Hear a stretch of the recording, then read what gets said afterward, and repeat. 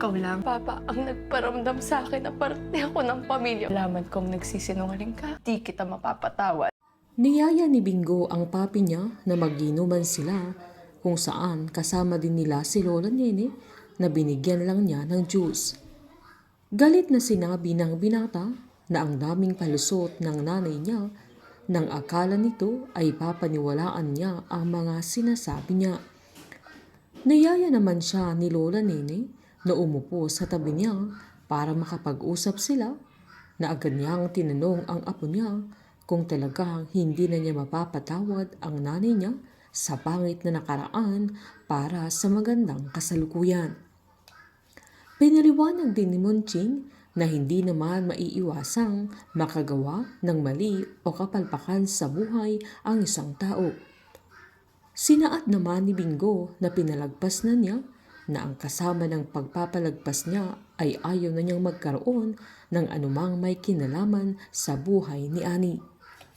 Habang gulat na gulat naman si Charleston nang pumasok si Caroline sa pinag-iinuman nila ng kaibigan niya kung saan diretsahang tinanong ng dalaga kung asaan siya noong gabing namatay ang mama niya.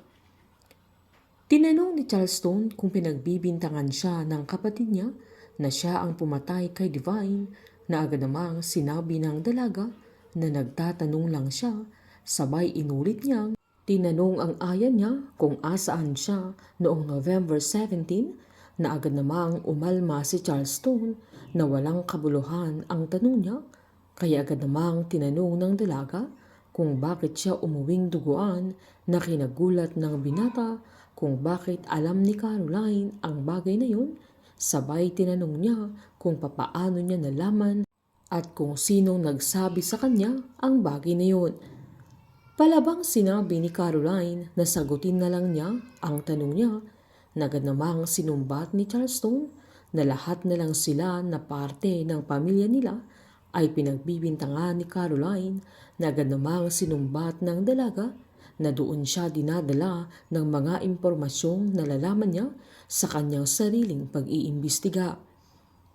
Wala nang magawa pa ang ayan niya sa sandaling yan kaya pinaliwanag niya kay Caroline na may nakaaway siya sa gabing yan dahil troublemaker siya noon pero hindi ibig sabihin ay siya ang pumatay sa mama niya. Sinabihan siya ni Caroline na wala siyang alam kung gaano kasakit sa kanya ang bagay na yun dahil naiisip na niyang niloloko siya ni Charleston na agad namang sinabi ng aya niya na nagsasabi siya ng totoo.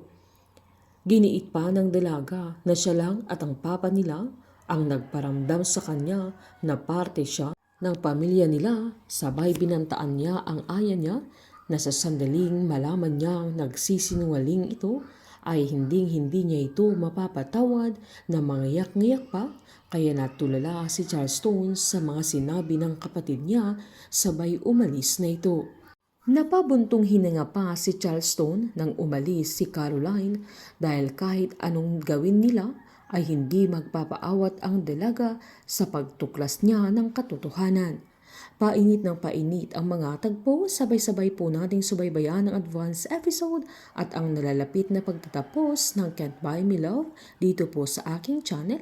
Patuloy lamang po manood at mag-subscribe para ma-update po kayo sa mga susunod na episode. Marami pong salamat.